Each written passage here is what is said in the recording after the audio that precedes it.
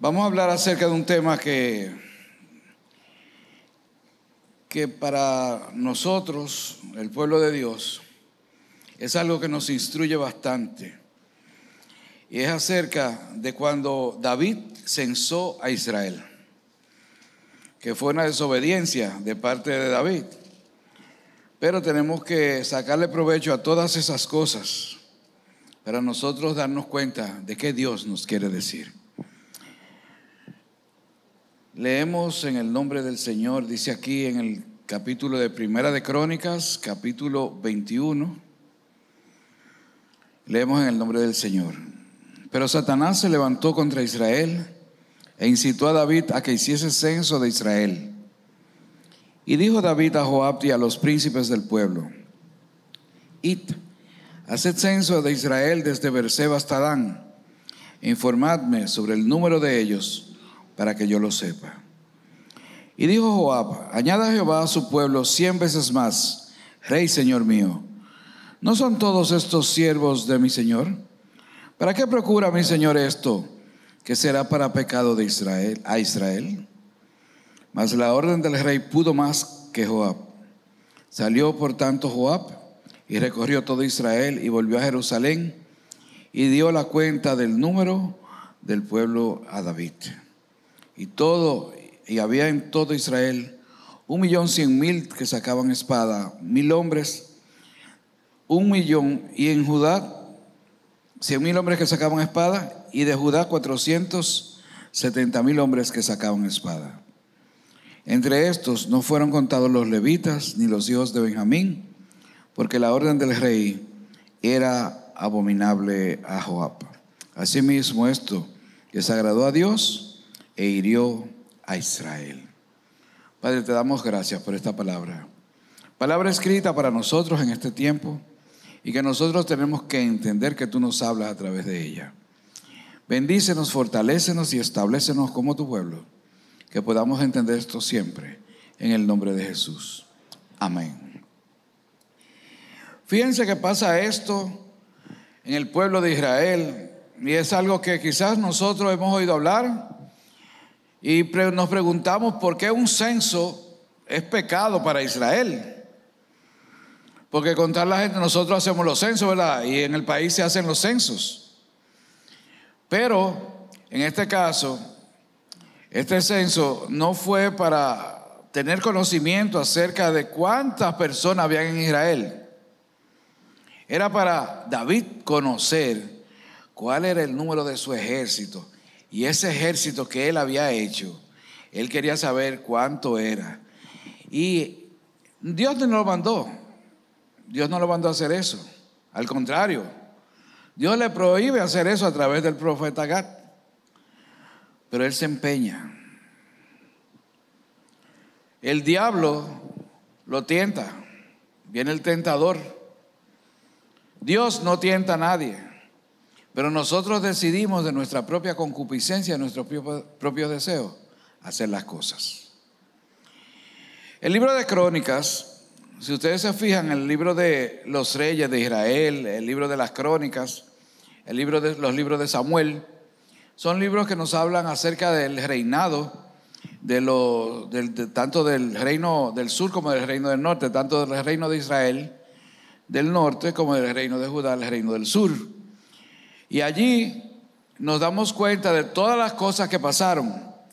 Pero este libro de las Crónicas de los reyes de Israel fue un libro que se hace para que la generación que venía de la cautividad, la generación que fue a Babilonia en los tiempos de Nabucodonosor, cuando retornaran, entendieran lo que Dios había pasado, lo que había pasado con Dios y su pueblo en todo ese tiempo, qué Dios había hecho a su pueblo. Y nosotros hoy, así como se hizo el libro de Deuteronomio para la nueva generación, nosotros aquí vemos que se hace este libro de las Crónicas de los reyes de Israel con el propósito de que fueran instruidos, tuvieran conocimientos claros, verdaderos, y que fuera de edificación para ellos todo el pueblo de Dios, tanto de Israel como de Judá. Pero ¿qué pasaba? Aquí vemos nosotros que no se hablaba. Si usted lee el libro de las Crónicas, se da cuenta que no se habla de los defectos ni de los reyes, como se habla principalmente en el libro de los reyes, en el libro de Samuel, sino que se dicen las cosas edificantes, las cosas que en realidad podían instruir al pueblo. La única cosa que prácticamente se habla que no es de edificación, podríamos decir, positiva, fue este censo que se hizo, en donde se destaca la desobediencia del rey, que hace que el pueblo sufra las consecuencias. Esto, vemos que el propósito del libro de las Crónicas es totalmente diferente a los libros de Samuel y al libro de los Reyes. Aunque hay muchas historias que ustedes ven que prácticamente son las mismas, pero esto fue hecho con un propósito diferente. Esto se escribió en torno al año 450 al 425 a.C. y fue dirigida a esa generación que vino del exilio, de cuando podríamos entender y decir cuando el salmista decía: cuando Jehová hiciere volver la cautividad de su pueblo, nosotros seremos como los que sueñan, ¿verdad? Entonces nuestra boca se llenará de risa y nuestra lengua de alabanza. Ese libro fue hecho para ellos. Se le atribuye a uno de aquellos hombres que Dios utiliza para hacer el retorno de la cautividad. Ustedes saben que los expedicionarios fueron desde Esdras, Nehemías, Zorobabel primero, después Esdras y después Nehemías, con 40 años de diferencia. Y a Esdras le toca, si ustedes buscan el libro de Esdras, prácticamente el reino del sur. El otro día predicábamos acerca del Salmo 137 y predicábamos porque había una canción que a mí me gustaba mucho, que hablaba que fue de una época un poquito más atrás, de cuando nosotros estábamos ahí en el medio, caravaneando, ¿verdad? Era la canción By the Rivers of Babylon, o sea, junto a los ríos de Babilonia, y hablaba del Salmo completamente, y eso se hizo famoso en aquel tiempo en todos los sitios de baile, pero era cantando un salmo que estaban, y Bonnie M, que fue el cantante, la agrupación que hizo esto, no se daba cuenta de lo que estaban haciendo era predicando el evangelio, porque decía: junto a los ríos de Babilonia, allí fuimos llevados a la cautividad, y aquellos babilonios le pedían que cantaban, y ellos no podían cantar fuera de la tierra que Dios había dado a ellos. Y así mismo se desenvuelve la canción tal cual con las palabras textuales del Salmo. Pero esto fue hecho para esa generación que lloró en Babilonia, allí junto a los ríos de Babilonia, y extrañaron. Me acuerdo que le puse a la prédica: extrañamos las cosas cuando las perdemos.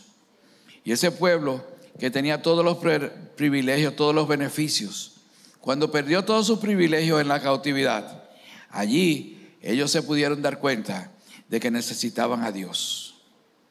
Pero ¿qué pasaba aquí? Cuando vino el rey Nabucodonosor, invade el reino del sur de Judá, se lleva cautivo a todo el pueblo. Y vemos que esta advertencia fue hecha en Jeremías 25. Si nos vamos al capítulo 25 de Jeremías, ahí le explica el Señor que se lo van a llevar y van a durar bastante tiempo allí. Van a durar 70 años. Jeremías 29, 10. Capítulo 29 de Jeremías, verso 10. Nos dice ahí que lo que Dios le dice, pues así dijo Jehová: cuando en Babilonia se cumplan los 70 años, yo os visitaré y despertaré sobre vosotros mi buena palabra para haceros volver a este lugar. 70 años pasaron ellos en Babilonia, el reino del sur. Después nos acordamos que el reino del norte es llevado cautivo por los persas, ¿verdad? Los medo-persas, etcétera, etcétera. Pero a causa de la división, a causa de la desobediencia de los hijos de Salomón, nosotros vemos cómo se divide el reino y cómo son llevados a la cautividad. El pueblo había sufrido una etapa devastadora. Las cosas se habían tornado difíciles para el pueblo. Un pueblo que tenía rey, un pueblo que primero el rey era Dios y tenía jueces, después que eran reyes como todos los reinos de la tierra, y Dios le pone y permite que ellos elijan su rey, que fue un hombre bastante carnal, que fue Saúl, y tienen que quitar ese linaje de Saúl y poner al linaje de David. Y después vemos que viene Salomón y después viene la cautividad, ¿verdad? Y nosotros tenemos que darnos cuenta de que este hombre, David, tuvo muchas luces, pero también tuvo desaciertos, como todos nosotros los cristianos. Y yo me pongo a pensar, y a David fue que le sacan todos los trapitos al sol siempre, inclusive en el libro de Crónicas, que a nadie le sacan los trapitos al sol, a David se los sacaron ahí. Pero tenía un corazón conforme a Dios, que era lo más importante, y es lo que Dios entiende que nosotros tenemos que tener delante de Él. El pueblo había olvidado las promesas de Dios. El pueblo se le olvidaba. Y nosotros vemos que el pueblo, cuando pasó el Mar Rojo, como estábamos hablando la semana pasada, a poquito rato de estar al otro lado del Mar Rojo, ya comenzaron a maldecir y a criticar y a murmurar y a decir que estaban mejor en Egipto y que les gustaba más la comida de Egipto. Y era mentira, que estaban comiendo cebolla y haciendo ladrillo. Pasaron de ser ladrilleros a conquistadores. Sin embargo, preferían volver hacia allá. Y vemos nosotros que el Señor no se olvida de las promesas ni las invalida, sino que les advierte al pueblo y les dice lo que iban a pasar. Y esos 70 años pasaron. Y a los 70 años vinieron los expedicionarios Zorobabel, después Esdras y después Nehemías, y traen al pueblo desde la cautividad hacia la tierra que Dios había prometido y que fluía leche y miel. Vemos que debido al amor de Dios, por tanto por la soberana providencia, al usar Asirio de Persia, que fue profetizado en Isaías 45, el pueblo había perdido prácticamente ya su identidad, porque lamentablemente nosotros, no como muchos pueblos, a veces perdemos la identidad. Hay muchos pueblos que mantienen su identidad, y ustedes se fijan que uno de los objetivos que tienen casi siempre los embajadores de los pueblos es que los pueblos no pierdan su identidad. Por ejemplo, nosotros somos descendientes de japoneses, y la embajada japonesa se encarga de que nuestros hijos no pierdan la identidad, y hacen escuela y tratan de tener escuelas de japonés, no solamente para que aprendan el idioma, sino a mis hijos le daban y le enseñaban cómo se hacía la ceremonia del té y todas las costumbres de Japón y todo lo que debía hacer allí y todas las costumbres que ellos tienen como reglas morales que ellos entienden que la deben permanecer. Nosotros hemos visto como pueblos que quizás no tienen las mejores leyes, como los gitanos, que son pueblos que no tienen un territorio físico, pero sí se mantienen como pueblo. Y así mismo nosotros vemos en África y en Asia, que es mucho más frecuente encontrar pueblos nómadas que no tienen un territorio físico, pero que sí mantienen su identidad. Lamentablemente muchas veces nosotros los cristianos no mantenemos esto, y los dominicanos tampoco. Hay dominicanos que usted ve que van a un sitio y a raticos, si van a Puerto Rico durante 2 semanas, te dicen: bendito nene, ¿cómo estás? ¿Cómo llegaste? Bien. Y si se va para España, ya usted sabe. Y si se va a otro lado, so I can understand, ¿verdad? Todas las cosas. Entonces, básicamente, este pueblo que había perdido su identidad estaba regresando a su tierra, pero fue necesario animarlo, consolarlo, ponerlo, aterrizarlo, ¿verdad? Pero con amor, como nosotros hacemos las cosas, porque no todo el mundo tiene la facilidad de mantener su identidad. Lamentablemente, si usted tiene la influencia de gente que no son los mejores, usted va a terminar descalabrado por algún lado, ¿verdad? Pero nosotros tenemos que mantener nuestra identidad como cristianos y como pueblo también. En 2 Samuel 7 vemos nosotros que Dios no se olvidó de su pueblo ni de su promesa a David, que un descendiente suyo jamás dejaría el trono de Israel. Y otra cosa fue que en el pasado fue el justo juicio de Dios. El pueblo había pecado. Las cosas pasaron y el pueblo fue llevado a la cautividad porque el pueblo se dedicó a hacer cosas desagradables a Dios, incluyendo la idolatría a más y mejor. Esto tuvo trágicas y nefastas consecuencias. ¿Por qué? Porque desobedecieron la palabra de Dios. Los libros de crónica se centran, o sea, el cronista, que es probablemente Esdras, se cree que fue Esdras que escribió los libros de crónica, considera muy importante para su propósito concreto y omitir muchas cosas que no fueron las más agradables para que el pueblo fuera edificado. Omitió prácticamente toda la idolatría, la apostasía, obviando al reino del norte que cayó por los asirios en el 722, así como los errores tanto de David como Salomón, que nosotros vemos que están bien explícitos en el libro de los reyes de Israel. Había que hacer una reforma. El pueblo necesitaba aprender de una manera genuina a adorar. Pero ¿cómo comenzaron? Comenzaron como cuando nosotros leemos en el Salmo 137, que junto a los ríos de Babilonia, allí colgaron sus arpas y lloraban junto a esos ríos de Babilonia porque extrañaban su tierra y no se dieron cuenta que mientras estaban en su tierra era lo que debían hacer y no irse tras los ídolos. ¿Cuántas veces nosotros no tenemos todos los recursos? ¿Cuántas veces nosotros no tenemos todas las facilidades en nuestra casa, en nuestro pueblo, en nuestro país? ¿Cuánto llorar en estas semanas pasadas con todos aquellos que se fueron en Yola y se hundieron? ¿Cuántas familias de luto? Gente que estaban bien, que tenían su colmado, que tenían todas las cosas, podríamos decir, con una condición estable. Pagar miles de dólares, de 20,000 para allá dólares, que da mucho trabajo, para ir después a estar ilegal en un país donde lo puede coger la migración y aparte de eso, tener que pagar de renta muchísimo para dormir en una sala, en un colchón de aire.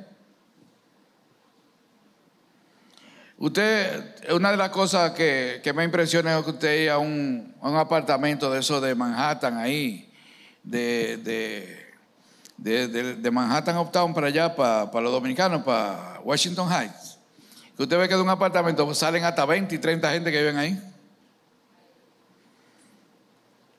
Fue una hipérbole, pero viven más de 10 gente a veces en un apartamento y tienen que esperar que lleguen toditos para abrir los colchones y tienen que esperar que los que se van más temprano tranquen todas las cosas donde duermen en la sala, porque hasta en la cocina duerme gente. Sin embargo, aquí vivían bien, tenían su colmado, tenían facilidades, tenían educación, tenían salud, tenían todo. Pero hasta que no pierden las cosas, no se sabe.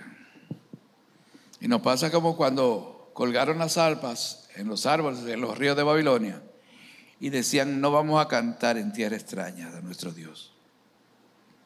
Y los babilonios le decían: pero canten como ustedes cantaban. Y ellos decían: en tierra extraña no vamos a cantarle a nuestro Dios, vamos a volver a cantarle allí por la fe, que ellos sabían que la promesa de Dios se iba a cumplir después de esos 70 años. Pero hubo una generación que no volvió a Jerusalén, sino que se murió allá en Babilonia.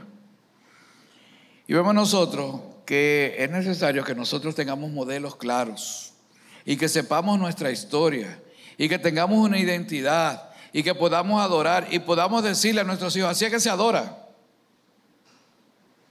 Que nuestros hijos nos vean adorando, que nuestros hermanos, que todo el mundo sepa cómo es el culto que Dios quiere que le hagan, que es nuestro culto racional, fruto de labios que confiesen su nombre, que podamos ir con sacrificio de alabanzas delante del Señor y entender que no es cantar, que es entregarle nuestros cuerpos en sacrificio vivo, santo y agradable a Él. Que podamos entender que tenemos que sacarle un tiempo a Dios, no el tiempo que nos sobra, el tiempo que nos cuesta.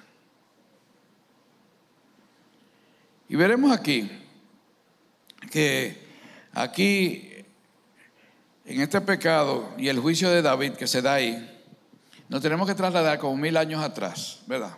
Antes de Cristo. ¿Qué pasó con David? En su orgullo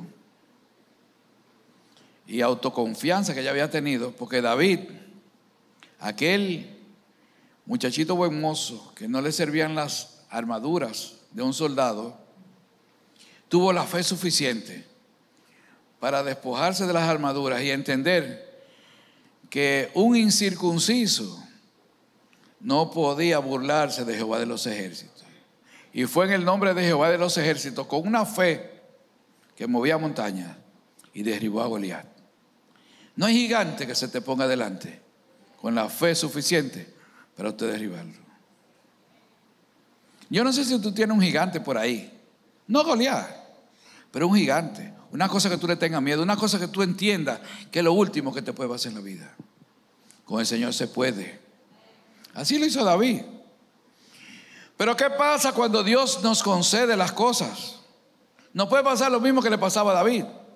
David manda a censar al pueblo para él saber cómo ese pueblo que había ganado ya tanta batalla con él quería saber cuántos eran en realidad. Porque con ese pueblo no se podía meter nadie. Porque ahí él lo que quería era gloria para él. Y Dios le dice a través del profeta Gad: no haga eso. Porque tú no lo estás haciendo porque yo te mandé. Tú estás siendo tentado por el enemigo. Porque tú lo que quieres saber cuántos hombres hay para tú echarte la verdad, como decimos nosotros aquí en el Cibao. Ese censo no se hizo por iniciativa de Dios, se hizo por iniciativa propia, como nosotros muchas veces hacemos las cosas para coger un poquito de gloria, porque yo quiero un poquito de gloria. Porque el hombre lucha también por eso. Y esa es una de las cosas que nosotros tenemos que aprender a luchar en contra. ¿Por qué? Por esto. Y nosotros vemos que Dios lo corrige. Él ni siquiera consultó a Dios en esa decisión tan nefasta, podríamos decir, ¿verdad? Y Primera de Crónicas 21, 1 y 2 dice: pero Satanás se levantó contra Israel. En Primera de Crónicas 21, 1 y 2. Pero Satanás se levantó contra Israel e incitó a David a que hiciese censo en Israel. Y dijo David a Joab y a los príncipes del pueblo: id, haced censo de Israel desde Berseba hasta Dan, e informadme sobre el número de ellos para que yo lo sepa. ¿Qué era lo que él quería saber ahí? Él fue tentado, David, y se dio a la tentación. Dice la palabra en Santiago que Dios no tienta a nadie, que nosotros somos tentados de nuestra propia concupiscencia, de nuestro propio deseo, de los deseos de los ojos, de los deseos de la carne y la vanagloria de la vida. Por lo mismo que cayó el hombre en el huerto del Edén, y por lo mismo que venció Jesús allí después de haber ayunado 40 días y 40 noches. Y está escrito en la palabra para que nosotros con la palabra podamos resistir esto. Resistid al diablo y él huirá de vosotros. ¿Por dónde te va a dar el diablo? Por donde más te gusta. ¿Por dónde le entró a David? David tenía un corazón conforme a Dios, pero sabía que David le gustaba porque al fin y al cabo había levantado una nación. Fue el rey por excelencia de Israel. Fue un guerrero con los pantalones bien puestos. ¿Y por dónde le iba a entrar? Por ahí mismo. Usted no ve que si usted, cuando usted se quería conseguir una muchacha, usted le entraba por donde era que le gustaba. A esta le gusta que le digan bonita. Tú eres lo más lindo que yo he visto en mi vida. Yo lo dije a Mari, era verdad que ella era la más linda para mí. Pero si no, cuando usted le quiere entrar a una gente, usted quiere saber, usted es inteligente. Yo admiro a la gente como tú, tan inteligente. Yo nunca había visto una gente así como tú. Y le entran por ahí. ¿Usted sabe lo que hace la gente? Que busca ahí ahora en la computadora IQ, o sea, el IQ de uno, que es la cantidad de inteligencia, más o menos, o sea, cuantificada. Así lo tengo en 120. Yo sabía que yo era un genio. Y ahí te engaña el diablo. Porque el diablo lo que quiere es que tú entiendas que tú tienes que depender. El Señor lo que quiere es que tú entiendas que tú tienes que depender de Él. Y el diablo quiere que tú entiendas que tú tienes que depender de ti para que no dependa de Dios. ¿Sabía eso? Y eso pasa en la iglesia. Y eso no pasa a los cristianos. Dios empieza a usarte con poder. Y tú oras y se sana a la gente. Y tú oras y se levanta un muerto. Y tú oras por una gente y se le quitan los dolores y se le van las enfermedades.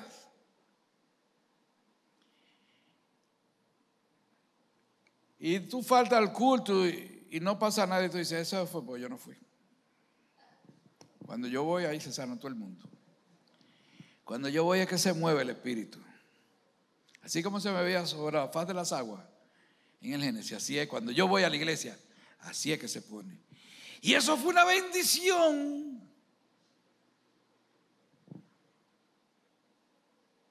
¿Qué usted cree que hay ahí?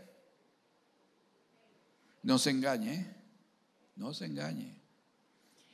La bendición está ahí, como está usted hoy ahí. ¿Usted sabe por qué? Porque el Señor está aquí en medio nuestro como poderoso gigante. Porque donde está el Espíritu de Dios hay libertad. Usted está aquí en la presencia de Dios. Dios, el Espíritu Santo, dice la Biblia, que está en usted, inside, adentro de usted, ¿verdad? Pero está aquí en medio nuestro como pueblo también. Pero cuando usted cree que las cosas se pusieron buenas porque usted está, o usted quiere cuantificar las cosas, porque usted quiere tener claro qué es lo que está pasando, ahí usted está viendo, ahí usted está echando un pulso con Dios. Y eso no es recomendable. Y si usted se da cuenta que usted está pulseando con el Señor, eche para atrás de una vez, que estas son las consecuencias. Esto permitió que David fuese tentado, ya que de su corazón, de ese corazón de David, parecía emerger una pequeña raíz, que fue lo que llevó a Lucifer a su caída, ¿verdad? ¿Cuál era esa raíz? El orgullo, la rebeldía. Ni Dios ni Satanás forzaron a David a tomar esa decisión. ¿Usted sabe quién fue que la tomó? David. Porque nosotros, de nuestra propia concupiscencia o de nuestro propio deseo, somos tentados, y la tentación da luz al pecado, y el pecado irremisiblemente da luz la muerte, dice Santiago. David quiso enorgullecerse a sí mismo y no a Dios. Y esto, ¿ustedes saben a quién ofendió? A Dios. Pero cuando usted hace lo mismo, Dios también se enfada con usted. Pero este orgullo de David, este pecado, puso en peligro, hizo una alerta nacional, un peligro nacional. Porque no solamente se iba a afectar David con este pecado, sino el pueblo. Entonces, el pueblo, si ustedes se acuerdan, la fama que fue cogiendo David, que Saúl también se puso bravo. Porque si Saúl mataba a mí, el otro mataba a 10,000, ¿verdad? Y acababa y era un matatán, David, y era verdad. Pero esto fue llenando su ego también, y eso es peligroso. Y nosotros tenemos que cuidar nuestro corazón, porque el corazón es engañoso, pero de él mana la vida. Y tenemos que cuidarnos ahí. David debió recordar que ya Dios le dio una promesa a Abraham, se la ratificó a Isaac, a Jacob, a José, con sus hijos, con Efraín y Manasés. Y vemos que se iba a cumplir la promesa que iba para él, para David. ¿Por qué? Porque el Señor no falla. Y esa promesa del linaje iba a llegar. Y David y su linaje iban a seguir la línea de Jesús. Pero de pronto se olvidaron de todas esas promesas que Dios le da. Nosotros mismos nos hemos olvidado de las promesas que Dios nos da a nosotros. ¿Usted sabía eso? ¿A cuánto Dios le ha dado muchas promesas? A mí. ¿Y a cuánto se le ha olvidado? Si usted quiere la puede dejar hacia arriba, porque también a nosotros nos olvida. Y decimos, yo creo que a Dios le olvidó. O va a llegar demasiado demasiado lejos. Van a llegar los sombreros cuando no hayan cabeza. Pero vemos nosotros que qué diferencia había con respecto a ese joven que no se puso ni siquiera armadura y que venció a Goliat, y a este hombre que hoy manda a censar un pueblo para él saber que ellos eran los matatanes. Había cambiado mucho. Tenía más experiencia, pero confiaba más en él ya que en el Señor probablemente, o por lo menos momentáneamente. Vemos que el Salmo 20, verso 7, nos dice a nosotros, Salmo 20, verso 7, estos confían en carros y aquellos en caballos, mas nosotros del nombre de Jehová nuestro Dios tendremos memoria. Hay gente que confía en carros, en caballos. Hay gente que confía en sus haberes, sus teneres. Hay gente que confía en su nación. Yo soy americano, yo tengo allá mi retiro seguro. Usted no sabe. Estados Unidos puede quebrar y usted quedarse sin ninguna pensión. Usted tiene que depender de Dios, que de ahí usted sabe que no ha visto justo desamparado ni su descendencia que mendigue pan. Isaías capítulo 31, verso 1. Isaías 31, 1 dice: ay de los que descienden a Egipto por ayuda y confían en caballos y su esperanza ponen en carros, porque son muchos y en jinetes, porque son valientes. Y no miran al Santo de Israel, ni buscan a Jehová. Usted sabe que habemos cristianos que ponemos a veces más nuestra esperanza en lo que nosotros tenemos o en las cosas pasajeras de este mundo. Y nos olvidamos de Dios y no le damos la importancia a Dios. Yo he oído decir, entonces con eso se come, con eso no se come. Se come con los cuartos. Y dije, está bien. Tiene que volver para kinder, ¿verdad? Allá en la iglesia, en la escuela dominical. Jeremías capítulo 9, versos 23 y 24, dice así el profeta. Jeremías, el profeta llorón. Así ha dicho el Señor: no se alabe el sabio en su sabiduría, ni en su valentía se alabe el valiente, ni el rico se alabe en sus riquezas. Mas alábese en esto el que haya de alabarse, en entenderme y conocerme, que yo soy el Señor, que hago misericordia, juicio y justicia en la tierra, porque estas cosas me agradan, dice el Señor. Y ahí le pone la tapa al pomo, ¿verdad? ¿Por qué? Eso es lo que a Dios le agrada. Joab fue un general de David, pero desconfió de David y de su plan. No le contó a los levitas ni a la tribu de Benjamín, porque entendía que su valentía, que sus proezas no dependían de sus fuerzas ni de sus militares, dependían de Dios.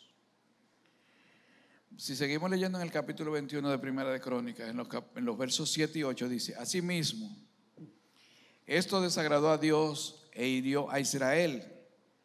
Entonces dijo David a Dios: he pecado gravemente al hacer esto. Te ruego que quites la iniquidad de tu siervo, porque ha hecho muy locamente. El hombre vuelve en sí, David volvió en sí y dijo: he hecho muy locamente. Metí la pata, Señor, metí la pata. Eso fue lo que él le dijo. David se dio cuenta del error, del pecado. Pero el pecado, ¿qué es lo que trae siempre? Consecuencias. Tú puedes tener, qué sé yo, una vida bien loca, tomar mucho alcohol. El Señor tiene un accidente, el Señor te libra de la muerte, pero te perdiste una pierna en el accidente, te quedas ahí con una prótesis. O si no, te queda inválido. El Señor te dejó vivo, te perdonó. El Señor nos perdona, pero las consecuencias del pecado muchas veces nos quedan. Hoy vemos nosotros que David se arrepintió aquí, podríamos decir de una forma genuina, y asumió toda la responsabilidad de su pecado, porque no quería que el pueblo fuera perjudicado por él. Y él mismo escribió en el Salmo 118, en el verso 8. Fíjense cosas, apunten toda esta clave y subrayenlo. Salmo 118, verso 8 dice: mejor es confiar en el Señor que confiar en el hombre. Subraye. Hay gente que confían a veces más en el hombre que en el Señor. Pero mejor es confiar en el Señor que en el hombre. En el Salmo 71, en el verso 1, Salmo 71, verso 1 dice: en ti, Señor, me he refugiado, no sea yo avergonzado jamás. Y así nosotros tenemos que entender que cuando nos refugiamos en el Señor, no somos avergonzados jamás. En 2 de Samuel 24:10 dice: después que David, 2 de Samuel 24:10, después que David tuvo censado al pueblo, le pesó en su corazón y dijo David a Jehová: yo he pecado gravemente por haber hecho esto, mas ahora, oh Jehová, te ruego que quites el pecado de tu siervo, porque yo he hecho muy neciamente. Se parece mucho a las palabras del libro de las Crónicas.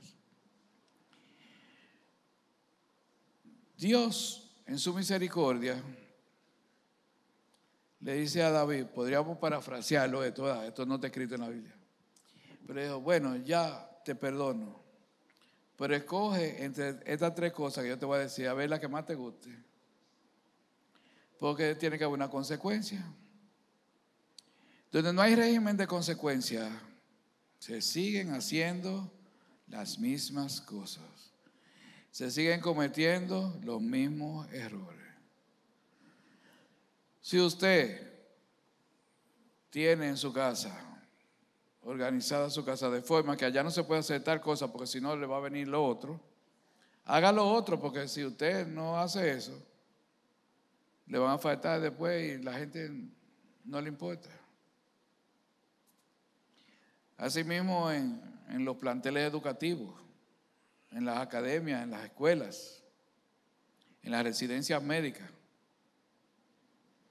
Usted hace tal cosa, usted sabe, si usted no falta con esto, le va a pasar lo otro. Dios en su misericordia le da las opciones. Y dice en Primera de Crónicas, en el mismo capítulo 21, ya en el verso 12 y 13, vamos a leer, dice: escoge para ti, oye lo que le ponen a escoger, o 3 años de hambre, o por 3 meses ser derrotado delante de tus enemigos con la espada de tus adversarios, o por 3 días la espada de Jehová, esto es, la peste en la tierra, y que el ángel de Jehová haga destrucción en todos los términos de Israel. Mira pues que responderé al que me ha enviado. Entonces David dijo a Gad: estoy en grande angustia.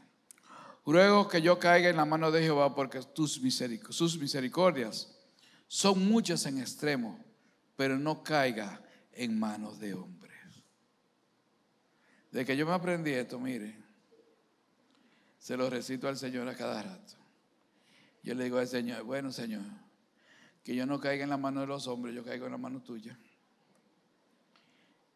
Pero David, porque era un sabio, porque sabía, porque Dios no lo iba a castigar tanto. El hombre no tiene misericordia, pero Dios sí tiene. Y aquí nosotros vemos que le da estas opciones: 3 años de hambre, 3 meses siendo derrotado, o 3 días de pestes, como la que tenemos ahora, como una pandemia, una cosa así. Y le dice la palabra que se murieron 70,000 hombres porque le cogió los 3 días de peste, porque eso era más fácil. Porque usted se imagina 3 años de hambre o 3 meses matándole gente en la guerra. David fue más inteligente y dijo: no, mándame la última, que es la menos mala de toditas. Pero ¿qué quiso decir David con estas palabras últimas? Ruego que yo caiga en la mano de Jehová, porque sus misericordias son muchas en extremo, pero no caiga yo en las manos de los hombres. David confiaba en la bondad y en la misericordia de Dios, como nosotros tenemos que confiar. David conocía bastante bien al Señor, y aún en medio de su juicio, David no dejaba de reconocer la misericordia de Dios, como nosotros tenemos que saber. David conocía muy bien esos versículos 6 y 7 de capítulo 34 de Éxodo, que dice: pasando Jehová por delante de él, proclamó: Jehová, Jehová, fuerte, misericordioso y piadoso, tardo para la ira y grande en misericordia y en verdad, que guarda misericordia a millares, que perdona la iniquidad, la rebelión y el pecado, y que en ningún modo tendrá por inocente al malvado, porque visita la iniquidad de los padres sobre los hijos y sobre los hijos de los hijos, hasta tercera y cuarta generación. Eso lo dice en Éxodo capítulo 34, ya desde en esos versos, ¿verdad? Dice en el versículo 14, 6 y 7, ¿verdad? Pero dice, si nos vamos otra vez a Primera de Crónicas 21, en el verso 14 dice: así Jehová envió una peste en Israel, y murieron de Israel 70,000 hombres. Si en 3 días ustedes mueren 70,000, eso es como una alarma, ¿verdad? Contrario a Cristo, vemos que David pecó, porque el Señor nunca pecó, el Señor Jesucristo. Y el pueblo pecó, en tal caso también vemos nosotros aquí, un pueblo pecador. Entonces sufre las consecuencias de esto. En el verso 15, ahí mismo en Primera de Crónicas, fíjense que dice que envió Jehová el ángel a Jerusalén para destruirla, pero cuando él estaba destruyendo, miró Jehová y se arrepintió de aquel mal, y dijo al ángel que destruía: basta ya, detén tu mano. Se pudo ver un ángel con una espada desvainada mandando a destruir a Jerusalén, y Dios se arrepiente de eso. ¿Por qué? Por sus misericordias. Si seguimos leyendo en los versos 16 y 17, y alzando David sus ojos, vio al ángel de Jehová que estaba entre el cielo y la tierra, con una espada desnuda en su mano, extendida contra Jerusalén. Entonces David y los ancianos se postraron sobre sus rostros, cubiertos de cilicio, y dijo David a Dios: ¿no soy yo el que hizo contar el pueblo? Yo mismo soy el que pequé y ciertamente he hecho mal. Pero estas ovejas, ¿qué han hecho?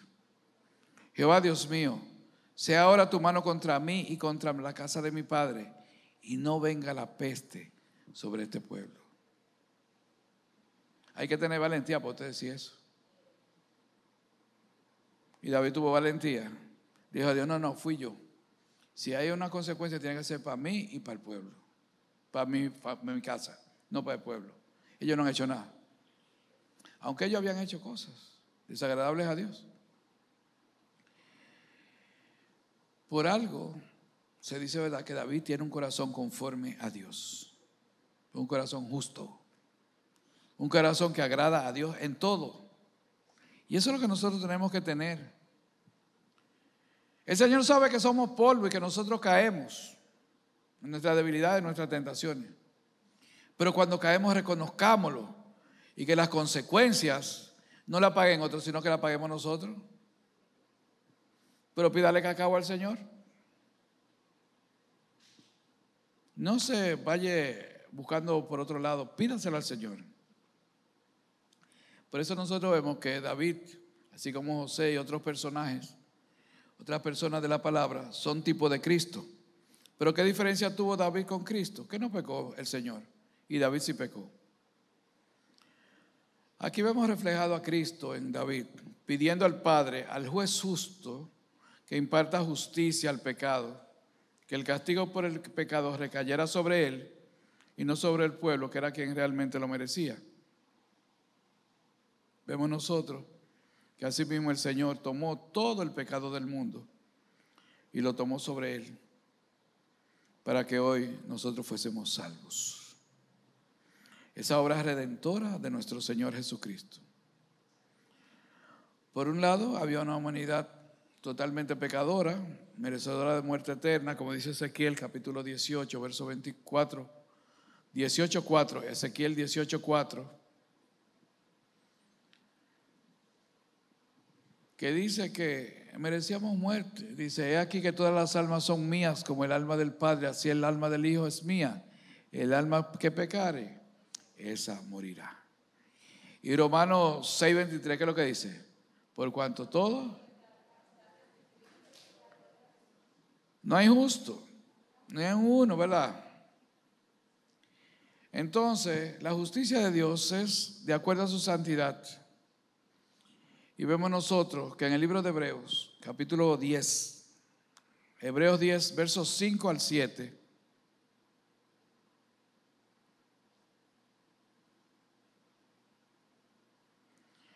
dice, por lo cual, entrando en el mundo, dice, sacrificio y ofrenda no quisiste, mas me preparaste cuerpo, la iglesia, ¿verdad? Holocaustos y expiaciones por el pecado no te agradaron. Entonces dije, he aquí que vengo, oh Dios, para hacer tu voluntad, como en el rollo del libro está escrito en mí. Nosotros tenemos que tener claro que el Señor tiene promesas para nosotros. ¿Cómo reacciona Dios ante las palabras de David? Si seguimos leyendo en Primera de Crónicas, capítulo 21. En el verso 18 dice, y el ángel de Jehová ordenó a Gad que dijese a David que subiese y construyese un altar a Jehová en la era de Ornán Jebuseo. Allí era donde se veía el ángel, encima de la era de Ornán, el Jebuseo, el ángel con la espada desvainada, señalando a Jerusalén para la destrucción del mismo. Pero Dios le dice a través del profeta a David, allí construye un altar. Y no es casualidad que en ese mismo sitio se hallaba el monte Moría. Ustedes saben que era el monte Moría donde Abraham fue a sacrificar a Isaac, ¿verdad? Y cerquitica de ahí también está el Gólgota, que es donde se sacrificó Jesús, el Cordero inmolado. Pero allí, en esa era, dice que se edificó un altar. Pues necesita ¿qué? Un sacrificio. Allí, en ese sitio, en los versículos 21 al 25, dice, viniendo David a Ornán, miró a Ornán y vio a David, y saliendo de la era se postró en tierra ante David. Entonces dijo David a Ornán, dame este lugar de la era para que edifique un altar a Jehová. Dámelo por su cabal precio, para que cese la mortandad en el pueblo. Y Ornán respondió a David, tómala para ti, haga mi señor el rey lo que bien le parezca. Y aun los bueyes daré para el holocausto, y los trillos para leña y trigo para la ofrenda. Yo lo doy todo. Entonces el rey David dijo a Ornán, no, sino que efectivamente la compraré por su justo precio, porque no tomaré para Jehová lo que es tuyo, ni sacrificaré holocausto que nada me cueste. Y dijo David a Ornán por aquel lugar, y dio David a Ornán por aquel lugar el peso de 600 siclos de oro, que era un precio bastante bueno en aquella época. Pero fíjense el extracto de esto. David le dice, y se lo hubiera podido quitar porque era rey, tenía autoridad sobre la vida y sobre la propiedad de él. Pero él le dijo, no, esto es para un sacrificio para el Señor. Y al Señor yo no le voy a dar nada que no me cueste. ¿Qué quiere el Señor que tú le des? Algo que te cueste. Ven a tu culto en la mañana, levántate. Predica la palabra a tiempo y afuera de tiempo. Haz un sacrificio y encuéntrate con Él. Ora, habla con Él. Eso es lo que Dios quiere. ¿Qué tú le puedes dar a Dios? ¿Tu dinero? No. El mismo rey David le dice al dueño de la era, no. Es que sí, yo no te lo compro. Eso el sacrificio va a ser tuyo, el holocausto va a ser tuyo. Soy yo que tengo que hacer ese holocausto. Tiene que ser mío. Me tuvo que haber costado a mí.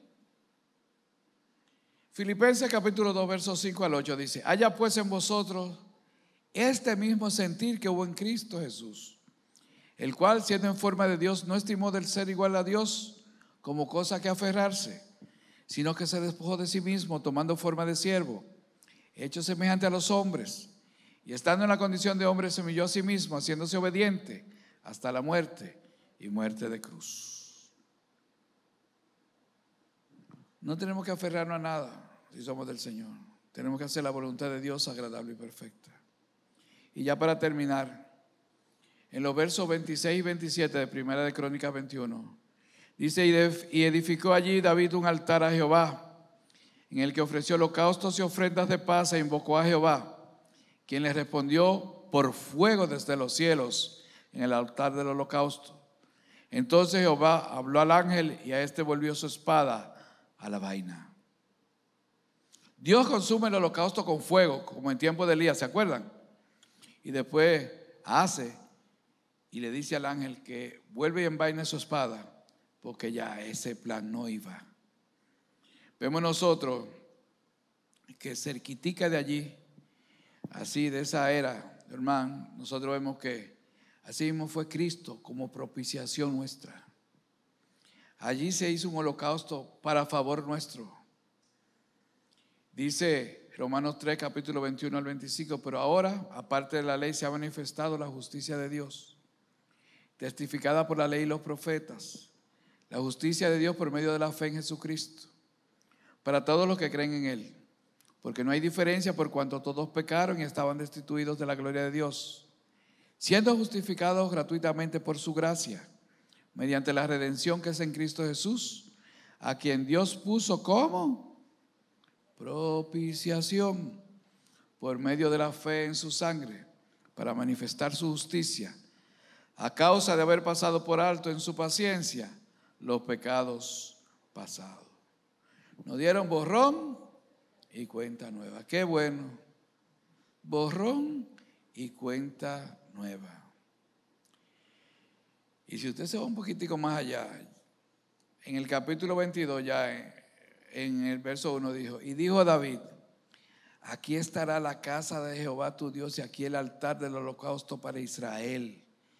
¿Y usted sabe dónde se hizo el templo? Ahí mismo, en la era de Ormán. Si usted se fija más hacia allá, se hizo el templo ahí. Hoy nosotros tenemos que darnos cuenta que no importa, no tenemos que darle al Señor nada que no nos cueste. Lo que tenemos que ir es delante del Señor, hacer la voluntad agradable y perfecta de Dios. Pero el Señor quiere que nosotros le demos la excelencia. La excelencia. Tener un corazón conforme a Dios quiere decir nosotros reconocer delante de Dios lo mismo que Dios hubiera hecho en una situación semejante. Poner en práctica lo que hemos leído en esta palabra.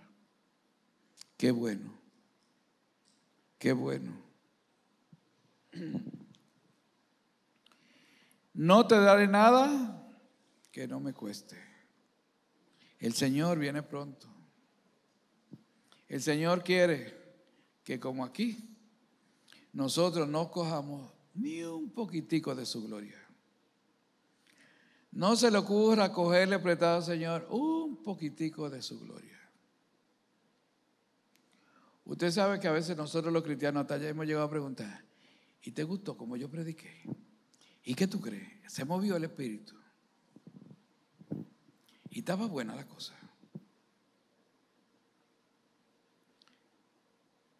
Entonces usted se dará cuenta de cómo nosotros estamos ante Dios. El Señor quiere que nosotros pongamos toda nuestra confianza en Él y entendamos que toda la gloria es para Él. Coja aquí toda la pauta que nos da esta palabra. David decía: no deje que me castigue el hombre, castígame tú, porque tú eres misericordioso. El hombre es misericordia. Aprendas eso. Yo te verá lo bien que a usted le va a ir. Amén. Gloria a Dios. No sé si viniste a buscar un milagro, pero el Señor primero te salvó, no por obra de justicia que tú hubiese hecho, sino por su misericordia. Pero si tu petición es un milagro, el Señor de los milagros está aquí con nosotros. Si usted quiere recibir el milagro, no es por mí, es el Señor que lo va a hacer. Créalo. Levanta tus manos al cielo y dile: Señor Jesús, te doy gracias. Gracias porque hasta aquí tú me has ayudado. Gracias porque hasta aquí tú nos has ayudado como pueblo. Te pedimos, Señor, este milagro, esto que hemos venido clamando, Señor, a través del tiempo, a través de los años y que no hemos visto. Pero sabemos, Señor, que tú harás. Creemos, Señor, que solamente tú lo puedes hacer. Y sabemos que la obra que tú has comenzado en cada uno de nosotros, tú la vas a perfeccionar. Gracias, porque hemos visto, Señor, en tu palabra que tenemos que tener un corazón conforme a ti, que la gloria es solamente tuya y que nosotros no queremos que nos castigue el hombre, sino que tú seas, Señor, el que nos corrijas. Te damos gracias porque un tiempo no fuimos hijos y hoy somos tus hijos. Gracias, Padre, porque hasta aquí tú nos has ayudado. En el nombre de Jesús. Amén y amén.